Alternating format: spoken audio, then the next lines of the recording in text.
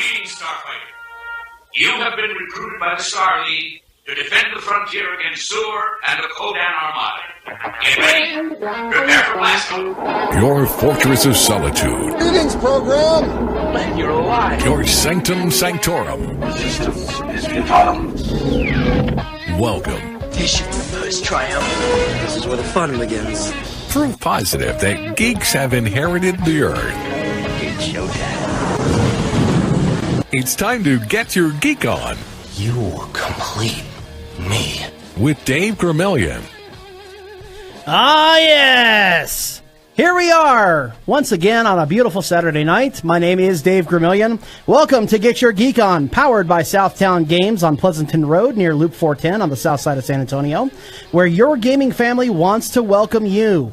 Here we will talk Star Wars, Star Trek, DC, Marvel, video gaming, really all things geek that have dominated this little world of ours. You see, geek is not what it was 20 or 30 years ago. Geek is in. Geek is very in. Geek is now the mainstream, and we are here to talk the latest and greatest that is geek right here on 9:30 a.m. The Answer Talk Radio and 9:30 a.m. TheAnswer.com. This is Season 2, Episode number 3. And tonight, we are going to have some wonderful news to talk about. This is going to be a really fun show. I am actually not in San Antonio. I know I just said we're broadcasting from 9:30 a.m. The Answer, which is true. However, my wife and I decided to take our first vacation in about 4 years, which seems to be standard for most Americans. And we decided to visit the beautiful state of Colorado. We've been all over this place. We've been to Breckenridge. We've been to Estes Park. We've been to Rocky Mountain National Park. We've been here, we've been there, we've shopped and seen and played in snow and seen some elk and all that fun stuff. And now I'm proud to say that I am in Denver, home of the KNUS 710 AM studios, our sister station, where I'm very happy that they're here to let us do the show.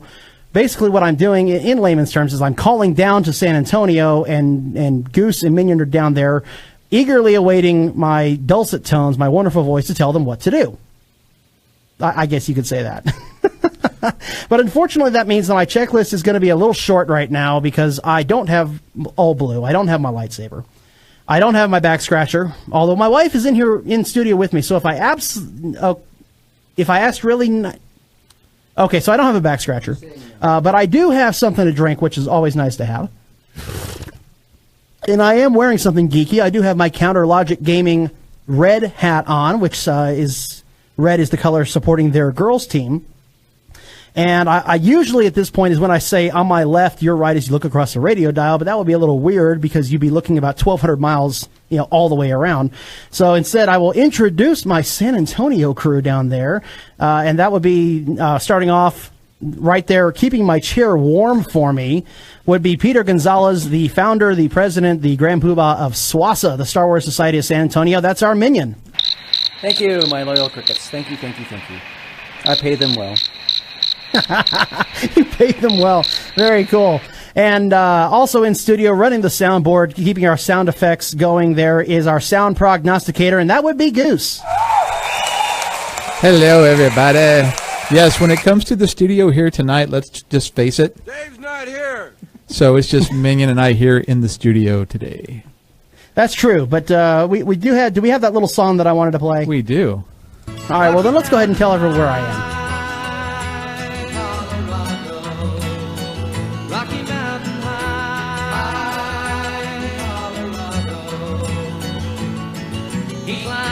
Ah, yes, and believe me, the mountains are majestic. The snow is tremendous. There's a great deal of snow up here. We saw herds of elk. And there are elk burgers, and we saw buffalo. We saw a little elk baby. We saw moose babies. Ooh. It's really cool up here. So saw mooses. We saw mini Mises. And we've also seen the Denver Comic-Con. This is the reason why we were really up here. Other than, of course, the vacation kind of wrapped around this. But the Denver Comic-Con is tremendous. It's brought on by Pop Culture Classroom is the organization running this. And, oh, my God, this thing is massive. Just massive. I'm going to put all sorts of pictures and videos up on our Facebook page, which is facebook.com/GYGOofficial. But I'm going to put a lot more content on our website, which is getyourgeekon.org. So if you want to see only a sampling of what we have to offer, that's fine. Go to the Facebook page. But if you want to see it all, you got to go to the website, getyourgeekon.org. I will put all of it up there over the next few days. We did secure 2 interviews. We're still hopeful for a third. We're interviewing various celebrities that are out here. I don't want to spoil anything. I really don't. But it's how do you put this into words? Last year they said related? They had. Well, they said last year they had 116,000 people, and I'm pretty sure they've eclipsed that this time around. So if rumors are true, David, those interviews are related to the current director of Justice League. It's possible. That's just rumors that I've heard. It's just rumors. It's rumor has it, as the song goes.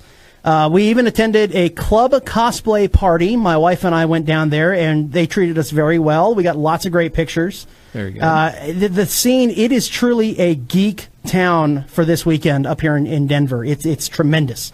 Just tremendous. So I invite you all to certainly like and follow the Facebook page, but also keep an eye on the website as well. In fact, you can subscribe to our website.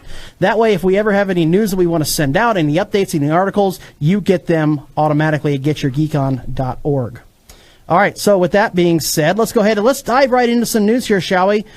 Nintendo has broken the internet, so let's talk some video game news.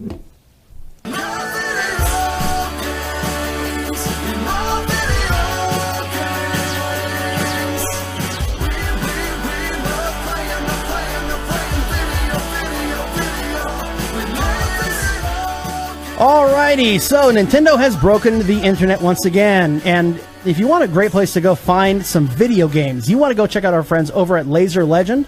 Laser Legend is on the north side of San Antonio at 1604 and Lookout Road, a tremendous video arcade where I still reign on top of Star Trek Pinball. Also a 2-floor laser tag arena and miniature golf there at Laser Legend. All right, so last year, Nintendo just took everyone by surprise by announcing the Mini Nintendo system, and all of a sudden it was 1987 all over again. And everybody was just, they loved it. They couldn't wait to get their hands on it. They sold out almost immediately. The eBay prices were insane, and it came with an 18-inch controller. Think about that for a minute. 18-inch controller. That means you had to sit basically right next to the TV in order to play this thing. But it had a great library of games, and everybody was really happy about it. So, that went just great. So now they are going to release the Mini Super Nintendo. However, it's not going to be released around the holidays.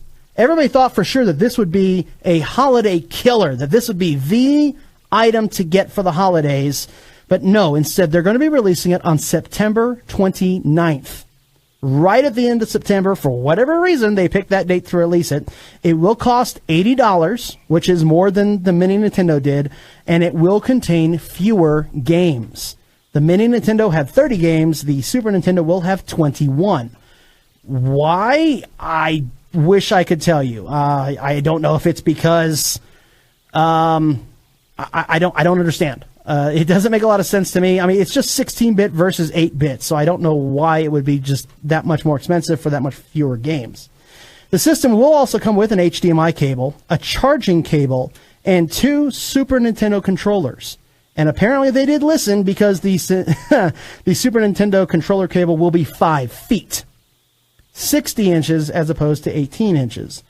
So this all came out of, by the way, I want to give credit to Kotaku for putting this out. For comparison, that's 2 feet longer. That's 3 feet longer than the tiny cord that came with the Mini Nintendo. And don't think for a minute that I don't see what you two are doing in San Antonio. Yeah, that's right. I can see that there. I don't know what you're talking about. I have no idea what's going on.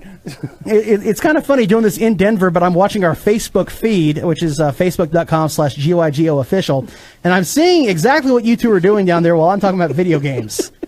I'm sorry, what were y'all doing when I was talking about Zack Snyder? Yeah. So here's a list of the games. This is not a complete list of the games, but this is a list of the more prominent ones that are coming out. Donkey Kong Country, classic. Final Fantasy III, Beyond Classic. F-Zero, great game. 2 Kirby games, Kirby Superstar and Kirby's Dream Course. Legend of Zelda, A Link to the Past. I mean, that's one of the greatest Super Nintendo, if not overall Nintendo games of all time. Mega Man X, Secret of Mana, Star Fox, and Star Fox 2, which will... this is unusual. Star Fox 2 unlocks after you beat Star Fox 1. That's interesting. They've actually rigged it. They've rigged the machine to withhold the game until you've beaten the first one. Okay. Interesting. Well, they've rigged it until somebody hacks it. Yeah. Yeah, but if you're a real gamer, you don't hack it. You just play through and just unlock it. They'll also come out with, here come all the supers. Super Castlevania 4, Super Mario Kart, Super Mario RPG, Super Mario World, Super Metroid, and Super Punch-Out! I guess you could say that this is a really super system. Where's my Super Star Wars? Yeah, amazingly enough, that was left off the list. Super Star Wars, Super Empire Strikes Back, and Super Return of the Jedi, not included. Even though those are considered really some of the greatest Star Wars games of all time. And you'd also think with the Justice League movie coming out, they'd have that Superman game that SNES had. The Death and Life of Superman, the one that covered that storyline. Figured they'd be in there as a way to drive sales up, but whatever. Yeah, that's okay. If they ever come out with a mini N64, I really hope they don't include Superman 64 in that one. Think they'll include GoldenEye? I hope so. But the Superman 64 game is widely considered to be one of the worst video games ever. Have you ever played? Did you ever play the arcade version of Superman 64? No, just Superman. The 2-player Superman game. I don't believe so. One was Superman Blue and the other was Superman Red. No, I definitely don't remember that one. Yeah. I was too busy playing Turtles and Simpsons. Oh, and that X-Men game. The one that had 6 players. Did you ever play the Die Hard game or the Ghostbusters arcade game? Those were pretty fun. I played the Ghostbusters arcade game, but I played the Die Hard Nintendo game. This kind of excites me. I really like this lineup. It's sad that there are only 21 games compared to the Mini NES 30 games, and it costs more. But then again, I still have my Raspberry Pi, so I'll just keep using that. I get all the games I want, and it's pretty sweet on there. But even so, this is a pretty sweet lineup. I wonder why they're releasing it September 29th. Why not release it around the holidays? I don't know. But Nintendo executives did tell Kotaku that they are anticipating greater sales, so they are having greater supply. That was a real criticism of the Mini NES, was that it ran out way too fast, and scalpers were asking $500 to $1,000 or more to get your hands on one of these systems that cost like $50. Probably they did it so they could probably get a jump on the holiday season. Yeah, that's a heck of a jump. September 29th instead of... I mean, I would think October 29th would be a better jump. I know people who buy Christmas presents in July. Yeah, I know. Well, I'm one of them. To be fair, we did buy Christmas presents for our in-laws while we're on vacation here. There you go. So September 29th, not necessarily out of the realm of possibility for Christmas shopping, now is it? Well, it was impulsive. I mean, come on. I mean, now. if you also consider the price, that's not bad for $80. Not at all. No, it's really not, considering that the games back in the day cost $30, $40, $50 a piece. And it's got a 5-foot cord. What do you want, man? You complained about the 18-inch cord in all the games. Now they give you the long cord and fewer games. Make up your mind. I want more games. I mean, it can fit in the palm of your hand. Everybody's going, gaga over this. Well, no, and believe me, like I said, I like this. I just wish they'd given us more games. I mean, 21 games, while I'm happy to have it, the Mini NES had 30 games. Why can't we get 30 or 35 out of this? Some of these go the amp goes all the way to 11 sometimes. They also spent the money on the wiring for the longer cord. I mean, come on. Well, that's true. A 5-foot cord is very, very nice. I'm glad that they're listening. I'm glad that Nintendo is going, oh, wow, yeah, we really screwed up on this one. We need to fix it. I'm very glad about that, and hopefully if they ever come out with a Mini N64 or a Mini GameCube, that maybe it'll have more games and a longer controller and, something about what more people want. So, wasn't the GameCube kind of mini in and of itself, though? Well, just a little bit. It could get mini-er. There was a time when, cell phones got mini-er. Everything gets smaller. Either everything gets really smaller or everything gets really bigger. There's no medium anymore. Have you been to Whataburger and had a medium drink? The thing's huge. If you're like really poor, you have to get a medium drink, Well, absolutely. I mean, you can make that last a couple days. Man. Actually, that's awesome. At McDonald's, they have like dollar drinks for all sizes. Yeah, that's what we're going after. So there's that. Oh, is that where y'all are going afterwards? Yeah, Oh we're gonna yeah, go it's there. Saturday. I mean, it's Saturday night at midnight. Where else would you go besides McDonald's? Especially if you're broke. Yeah. There you go. All right, so that'll go ahead and wrap it up for our video game news, but there's more news. This is something that really shook everybody up. We talked about this briefly last week. I want to get into more detail here. We want to talk about the Han Solo directors who were fired and some Star Wars news. I'm looking forward to completing your training. In time, you will call me a master.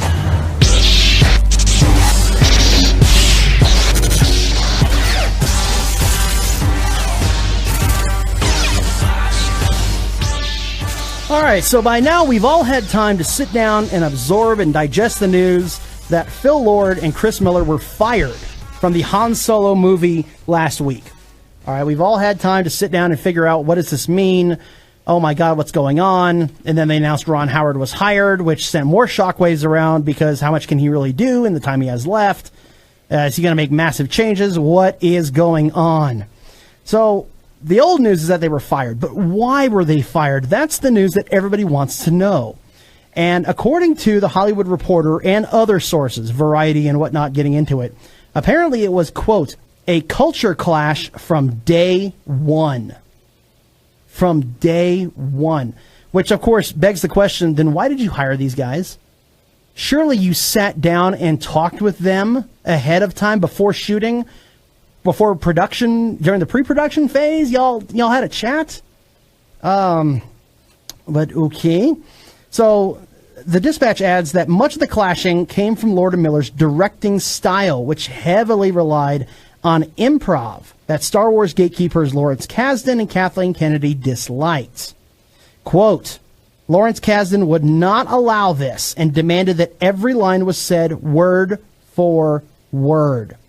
To appease him and Lucasfilm, Lord and Miller would do several takes exactly as written and then shoot additional takes in the improv style, which I imagine would kind of slow things down a little bit, maybe even wear on the actors just a little bit because now they've got to think outside the box after having this script drilled into them, and maybe they're not even the improv types. But guys, I got to ask you about this. Am I crazy? Why would they even bring Lord and Miller on if there was such a culture clash? That's a really good question, considering I've heard different rumors going around that they wanted to try something almost like very comedic, a more zany style, almost along the lines of an Ace Ventura thing. And that just doesn't seem to go for Star Wars. Even the main star over here, from the rumors I've heard, had some concerns. And I mean, if you want everything done exactly word for word from Lawrence Kasdan, I mean, he's a great writer. I mean, if you look at Empire, which he wrote, and of course Jedi and Return of the Jedi and a lot of the other things he's written, he's a fantastic writer. And, everything just kind of flows with him. Provided you have a great cast. So I'm not exactly sure what happened up over there. I mean, if they're trying as somebody who's done at least taken classes in both scripted and improv acting styles, those are two completely different ways of performing. Mm-hmm. And especially if you have a good writer and you hired him to write the movie, I'm sure he was insulted when they went off script and they didn't go the lines as written, because it's not like the directors hired him. Kathleen Kennedy more than likely hired him to write the movie, and then the directors were tasked to bring his vision to the screen. So if they're mainly done with if they mainly do improv style, and this is a well-regarded writer who would be insulted if his lines were not done word for word without his consultation and blessing, yeah, what gives with that? Well, this is what kind of touch on that, because I know that Harrison Ford improvises a lot, but at least when he did the I Know line in Empire, that just totally went with his character. And plus, he did the same thing when he shot the Arab swordsman in Raiders, because that was a 5-page action sequence according to the script, and he just shot it, and it flowed with the character. Some actors just know how to do improv where it can enhance the performance. I'm not exactly sure what these two guys were doing, but then again, considering one of their previous movies was 21 Jump Street, I kind of wonder what was going through their heads. And something that that I don't think a lot of people are talking about is that Lawrence Kasdan, Kathleen Kennedy have known Lucas for something like 40 years, 40 or even longer, 45 years. And they treat Lucasfilm like it's George's baby. It's his legacy. And what did George Lucas do in the prequels? It's word for word. It's his script. You read it exactly as it's given to you. That's how Star Wars was done. There wasn't a lot of deviating, except, like you said earlier, Minion, the Han Solo I know moment. But that was, they were frustrated. None of the other lines were working. They were literally making it up on the set as they went to try to find something that worked. That was out of frustration.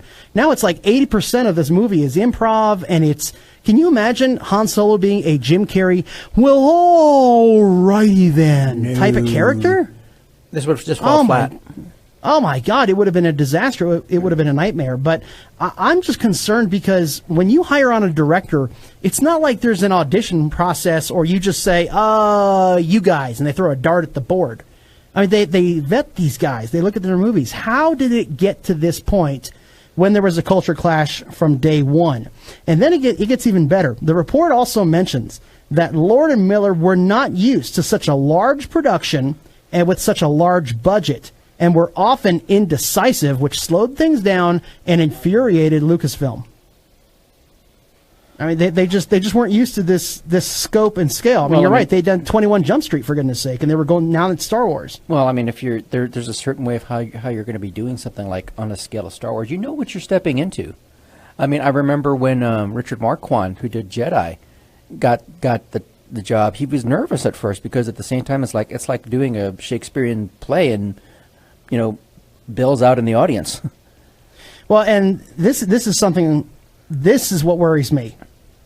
I was totally on board. I'm standing behind Lucasfilm, no problem. But then I hear this, that Lucasfilm was not entirely satisfied with the performance that the directors were eliciting from Alden Ehrenreich, who is playing Han Solo. Right. Lucasfilm decided to bring in an acting coach with only 4 weeks left in the movie. Whoa. Now, hiring an acting coach is not unusual. However, hiring one this late in the production, that's not a good sign. And it could cause for some real inconsistencies, because what if he's acting a certain way without the acting coach and then completely different, and that shows up on screen? Then you're wondering, it's like this guy's playing 2 different characters at that point. This is not a good sign at all. Nope. It's really, I'm just, now I'm officially worried. Now, Ron Howard has taken control. He did that on June 26th, and he tweeted out his first day on set. He sent out a tweet, and it said, quote, "Cool scene today, but I'm afraid this is the most revealing image I dare share from my first day on the set of the untitled Han Solo movie." And he tweeted out, it's a package of water bottles. There you go. He's trolling everyone. And, of course, people immediately jumped on it. Oh, water. Oh, my God. There's a lot of water in this movie. Oh, my God. What if it's Han Solo dehydrated or like he needs water? Oh, my God. It's a picture of water bottles. I mean, he's trolling. He's absolutely trolling. So I'm officially concerned. I'm officially concerned about the Han Solo movie. Help me, Obi-Wan Kenobi. You're my only hope. I see what you did there. Some other Star Wars news to touch on here before the bottom of the hour news break. Star Wars Rebels Season 3 will be released on Blu-ray August 29th and will include 5 audio commentaries, including Dave Filoni himself. This is kind of interesting. A couple of features I saw in the notes that interest me. Quote, "Meet the original Rebel." It's a feature about Saw Gerrera. Ooh.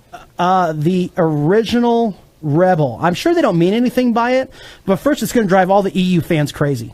Absolutely drive them up the wall, because there's Corran Horn, and you got all these other characters, and what about Starkiller, and so on. And then there's another one. It says how Rebels ties into the Rogue One movie.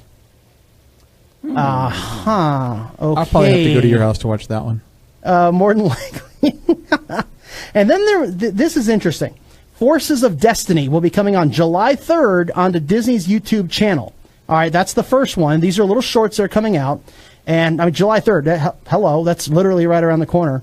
A new short will premiere online each day at 10 a.m. Pacific Standard Time, culminating with their broadcast debut on the Disney Channel Sunday, July 9th. Forces of Destiny will also be supported by global product extensions such as books, apparel, bedding, as well as Hasbro adventure figures. Yeah, and I've seen those figures. They look like Bratz dolls. Oh, no, not those. Forces of Destiny is about all Star Wars women, and I swear to God, the figures look awful. I just no. But we're going to talk about a little bit more about that coming up, because all of a sudden, it seems like in the last 5 years or so, there's been a real big shift toward, oh my God, we need more women in movies. Oh my God, we need more women in movies. Oh my God, feminism and all that.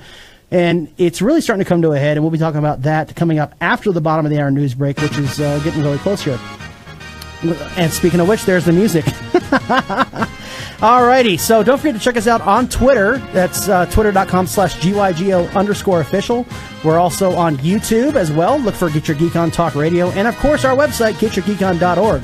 We'll be right back here after the bottom of the hour news break on 930 AM The Answer and 930amtheanswer.com.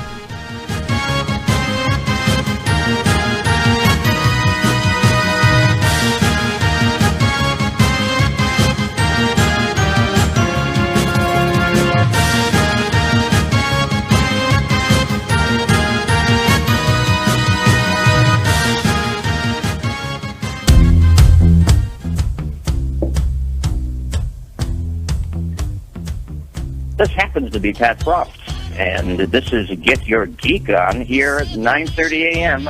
The Answer.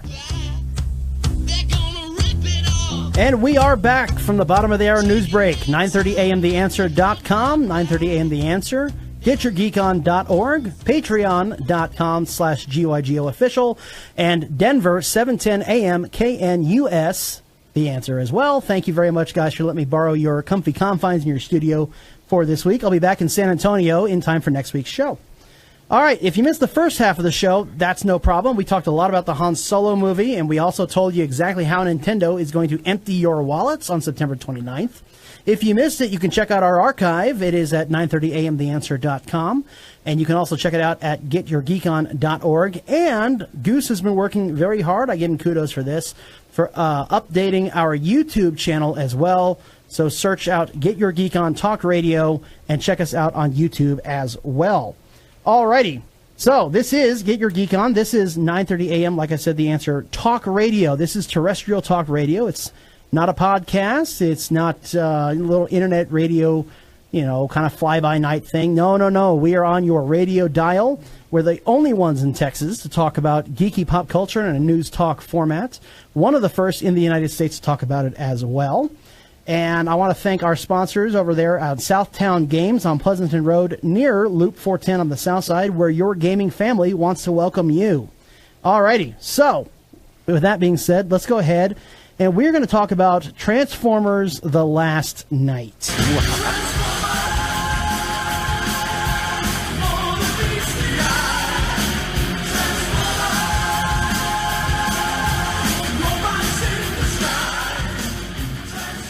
Before we go any further, I want to give a shout-out here on the air to Terry Mathis. Terry Mathis out in Salt Lake City is trying to get our show on a radio station out there.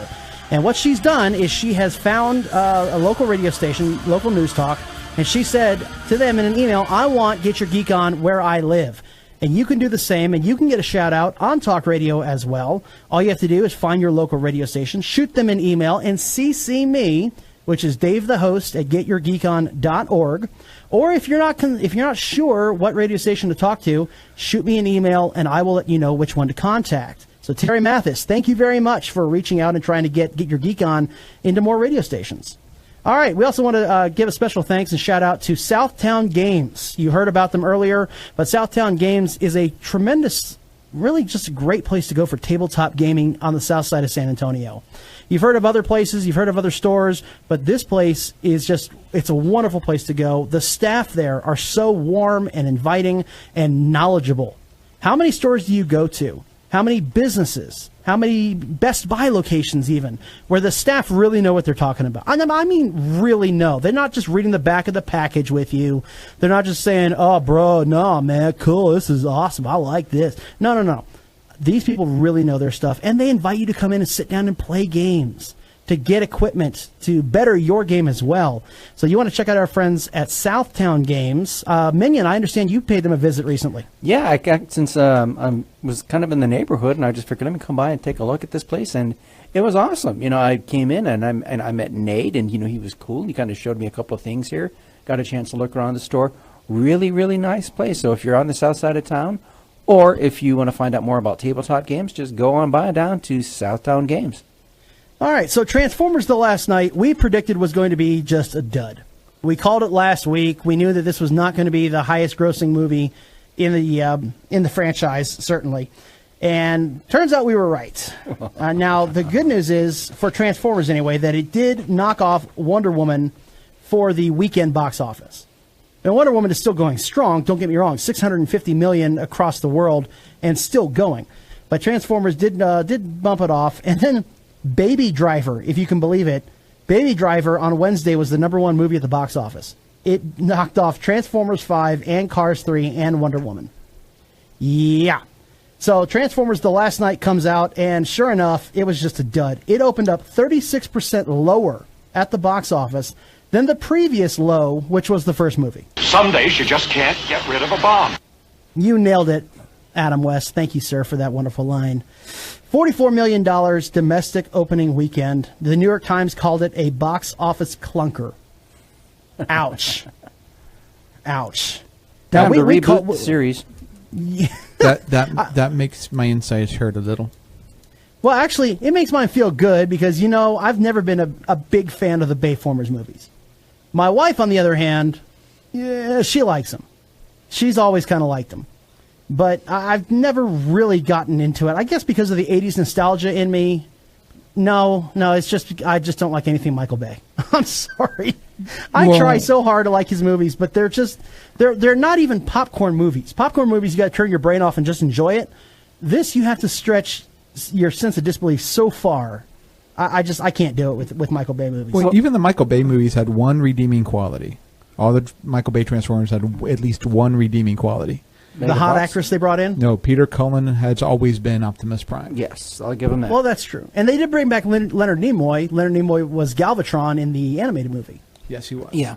But at least the only they had that. really good movie. But I mean, as it is, the plot line was just was terrible. I can only deal with Shia LaBeouf for so long. You couldn't tell one Transformer from another. And it just got to be. It sounded like he was, to quote Starscream, and the only Transformers movie that I would ever watch. This is bad comedy. Well, oh no, a Facebook memory of mine came up the other day, and apparently in 2009, I think it was, I was waiting in line for 3.5 hours to see the original Michael Bay Transformers movie. Okay, well, first, let me interject here. First Minion, no, bad Minion. That wasn't Starscream. That was Galvatron. Oh no, that was Galvatron. Yeah, that was right before he shot him. Yeah, I know that was still. My bad. So we're gonna have to cut a corner off your geek card there. And Goose, darn it, 3.5 hours. Back in 2009 for the original Michael Bay Transformer movie. This was before reserved seating. Ah, okay, yeah, way back. And this was the premiere night. Just so you know, I haven't seen The Last Night yet. And I'm a big Transformers fan, and I haven't seen The Last Night yet. So that now tells you it did, like I said, $44 million at the domestic opening weekend, but it did make $123 million in China alone. The box office for Transformers 5 in the foreign market, this was as of Thursday, was 71% of the total box office. It's not good. Was the foreign market? Yeah, San Antonio. Hello, the USA is done with Transformers. Now, last week, we said that Paramount needed a hit, and we said that this wasn't it. And this proves it. 29% of people under the age of 18 gave the film an A on CinemaScore. It's gotten a 5.3 on IMDb. So this isn't Rotten Tomatoes we're talking about. IMDb is me, casual user reviews, 5.3 out of 10. That's the worst of the franchise. It's a 53 out of 100. If we got that on a test, come on, we'd be grounded by now. We would. Our parents would just ground us. I mean, that's terrible. Now, this proves to me, without a doubt, that Transformers are the past. People are tired of the franchise. They were hot. Keep in mind, this this franchise was hot at the same time Pirates of the Caribbean was hot. At least So this was- version of it, anyway. They might give it a chance to cool off, maybe do a reboot down the road like they did with Star Trek. And This was also good. This franchise was hot when Spider-Man was out. No, I'm sorry. The Raimi franchise Spider-Man was out. This is the same time Harry Potter was wrapping up. We're done with Transformers. And yet they're going to come up with a Bumblebee, what do you call it? prequel, Spin-off. Spinoff, thank you. They're going to do a Bumblebee spinoff. We're done with Transformers. The American public is done with it. We're done. I mean, our attention span has wavered, and you can see because DC and Marvel are cranking out hit after hit because there are new characters. It's a new franchise with every movie that comes out, but we're done with Optimus Prime. We're done with Bumblebee. We're definitely done with Mark Wahlberg, and we're done with Michael Bay. let's just say that DC's just putting out hit right now. That's about right. Now I want to interject a fun fact. This is going to blow people's minds. I can't wait to see the reaction on our Facebook chat, facebook.com/GYGOofficial. This ought to be a fun reaction. Since 2015, so just 2 years ago, Fast and Furious 7 became the 20th movie to hit $1 billion at the box office. In April of 2017, Fate of the Furious became the 30th movie to gross $1 billion. Every single $1 billion movie in that span came from either Universal or Walt Disney. And that to include the Pixar, the animated, the Marvel, and the Star Wars. The Beauty and the Beast, the Zootopia, Star Wars, Marvel, the whole 9 yards. It's either Disney or Universal that is cranking out billion-dollar movies. That's incredible. That's very cool. Paramount, nothing. New Line Cinema, nothing. I mean, they might be able to get $600 million if they're lucky, or $500 million, but Disney and Universal, billion-dollar movies from 2015 to April of this year, and there have been 10 of them in that span. That's incredible. That's phenomenal. What's not so phenomenal, though, is that once again, politics is rearing its ugly head, and we got to talk about that. You are stupid. You are stupid. You are stupid. You are stupid. You are stupid. You are stupid. And don't forget, you are stupid. Yes, it's not often that politics comes into the geeky world, but unfortunately has crossed its way once again. It appears that feminism is becoming quite the rage among social justice warriors, Facebook addicts, Twitter, people that just can't get off of Twitter. And they're all abuzz because the Forces of Destiny is about only female characters. And I'm like, so what? What's the big deal? It's all Star Wars. Either you like it or you don't. Who cares? Wonder Woman has been hailed for its feminist views, even though they couldn't decide if Gal Gadot should have armpit hair or not, and led to all-female screenings, which, of course, got people riled up again, because if it's equality, then what are we doing with this? Armchair quarterbacks have been hammering Marvel for not having a Black Widow movie, and the last 2 Star Wars movies had female leads. And yet people are saying it's not enough. They're not satisfied. We need more women in these large roles, in these leading the way in movies. And I'm like, why? Who cares? Is it really that big a deal that, our main character either has breasts or doesn't? Is that a big deal all of a sudden? Well, if it's a guy. I mean, does it really matter?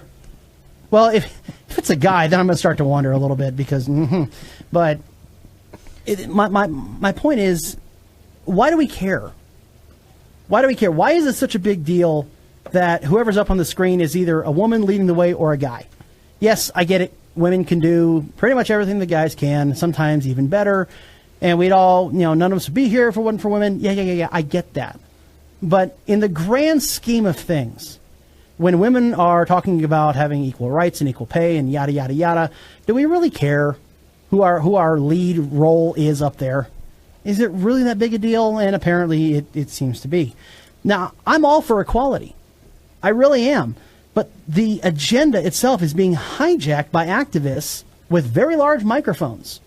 It's a very, very, very small minority. I mean, let me put it to you this way. not just feminism, but the social justice warriors just drive me crazy because now there are complaints and calls for boycotts of the movie Dunkirk.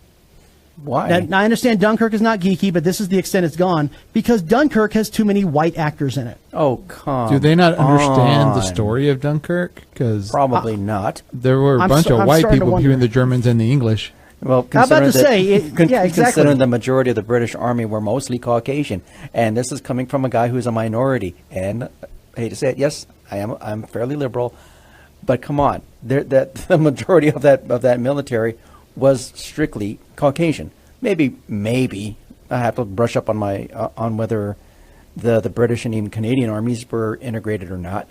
But still, I mean, that's beside the point. Maybe there was someone in there who was, maybe there wasn't. That's beside the point. They're just overdoing it, and that's coming from somebody from the left.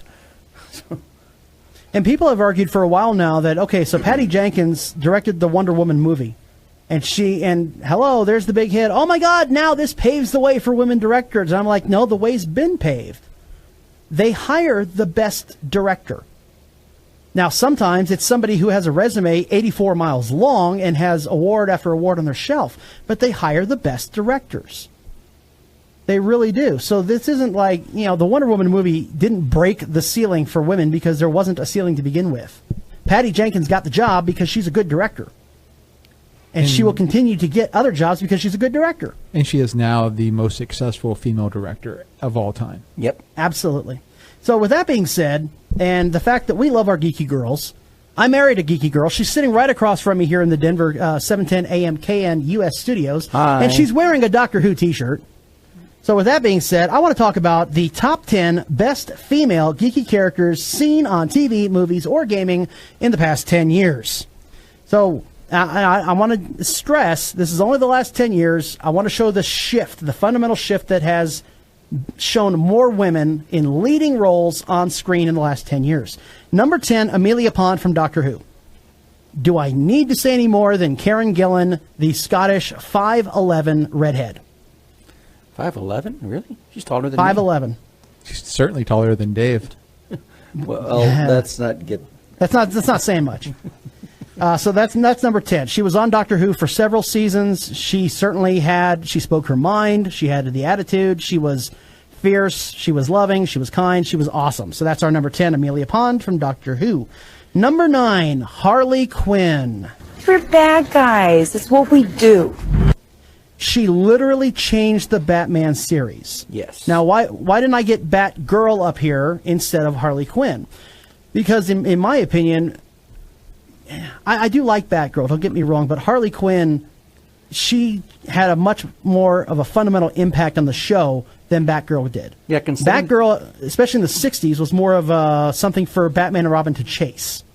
Yeah, considering also that, she was supposed to be just a throwaway character, became such a huge hit with fans, and like you said, really changed the dynamic and crossed over from the animated series into the comic book. Yeah, she was an animated series original. She hadn't appeared in the comics, and she didn't for like 5 years after that. But she was a huge hit. Yeah. Kevin Smith named his daughter after her. Jim Cornette named his dog after her. There you go. So. Very true as well. And with Harley, she has such depth to her, such backstory, such a complicated love life with the Joker. I'll never forget when the Joker knocked her out of the window and she fell like 3 stories down, and she apologized because she said, I didn't get the joke. It's my fault. I didn't get the joke. Whoever says they want a relationship like Joker and Harley, y'all need to really watch the show. That's some scary stuff right there. We're bad guys. It's what we do. Number 8, Rey from Star Wars. I don't think anything else needs to be said here other than she's only number 8 because she's only been in one movie. But she energized that movie. She was full of energy. She was full of life. She was full of great acting. She was a tremendous character that we all saw. Wait. Liked her. You know who else was only in one Star Wars movie that is not on this list? Who's that? Jyn Erso. What a burn. Moving on, number 7, another Star Wars heroine, but not on the big screen, was Ahsoka Tano from Clone Wars and Rebels. Again, Yes. deep backstory, was a leader in both the Clone Wars and Rebels, great character arc, incredible popularity. Oh, to say the least, considering that when she first came on, a lot of people didn't like her, but as the seasons went on, she grew as a character, and during the last part of the episodes there, when she ended up going through a whole bunch of misadventures in her own right, and when she walked away from the Jedi Order, everybody was like, no, but when she came back in Rebels, everybody's like, yes. And So even in definitely. Rebels now, that the hashtag Ahsoka lives is all over the place. Right. I mean, her universe has a line of hashtag Ahsoka lives. So that shows you the impact. That's number 7, Ahsoka Tano. Number 6, Samus from Metroid.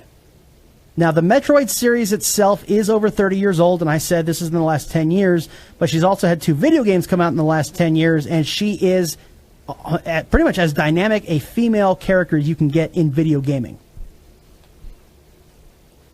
A lot of dead air there. Yeah, I'm guessing you guys haven't played a lot of Metroid. What is Metroid? All right, moving on. That's moving not on. nice. Number 5, the Mother of Dragons, Daenerys Targaryen. This lady, yeah, you want to talk popularity in a female character. So Peter, have you seen Game of Thrones? I know what it is. So I don't Dave, know if you would like to pontificate for a minute, Peter and I will be right back. Are y'all going to sit there and play tic-tac-toe again because I'm out of the studio? Yeah, I think they are. They're going to end up playing tic-tac-toe. All right, so Daenerys Targaryen started off as, the little, helpless, just leave me along sort of character. I'm just a poor, defenseless woman. Don't mind me. I'll get used however. And now you look at how far she's come and how far her character has come, and it's really incredible. She is an absolute force in Game of Thrones, and Game of Thrones is one of the most popular shows out there probably for the past, since it first came on the air. And now it's several seasons. It's like 5 or 6 seasons old, I think. And every season she gets better. She gets more complicated. She gets more complex. She gets better every single season. That's why she is on the list. Number 4 on the list, we're going back to video gaming. The first female character in a fighting game, that would be Chun-Li. Chun-Li in Street Fighter.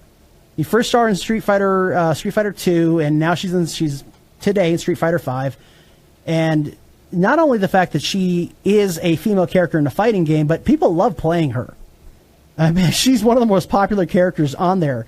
And now you can see other popular characters like Tracer, that now all of a sudden in Black Widow, and there's so many other Widowmaker, and there's Diva, and there are other characters, and now it has paved the way for girls in video gaming as characters. But to see her in a fighting game, thank you. There's Sonya, there's a Katana.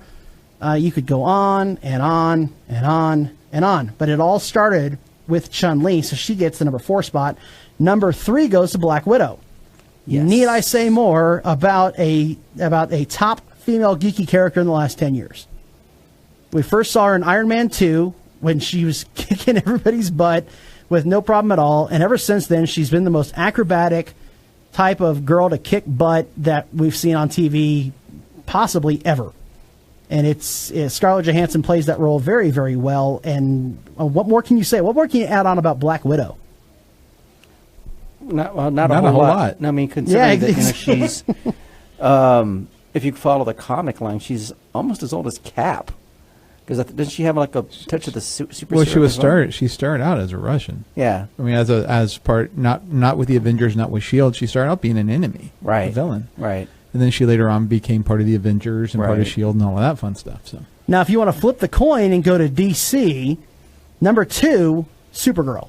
Yes. I think deservedly so. Her show is a lot of fun. People have really enjoyed watching the Supergirl show, which at times has not exactly been the most outstanding show, but it's been getting its feet wet. It's been growing, and I think it's safe to say it's one of the more popular comic book shows on TV today. Yeah, moving her from CBS to CW was a smart move because she belongs in that same area there with Flash and Arrow and Legends and Tomorrow. Even though she's not on the same Earth, but she belongs in that same channel. She's on Earth 38. She's on Earth 38. And our number one geeky female character on TV, movies, or gaming since 2007. Does it come as any surprise to anybody that it would be Wonder Woman?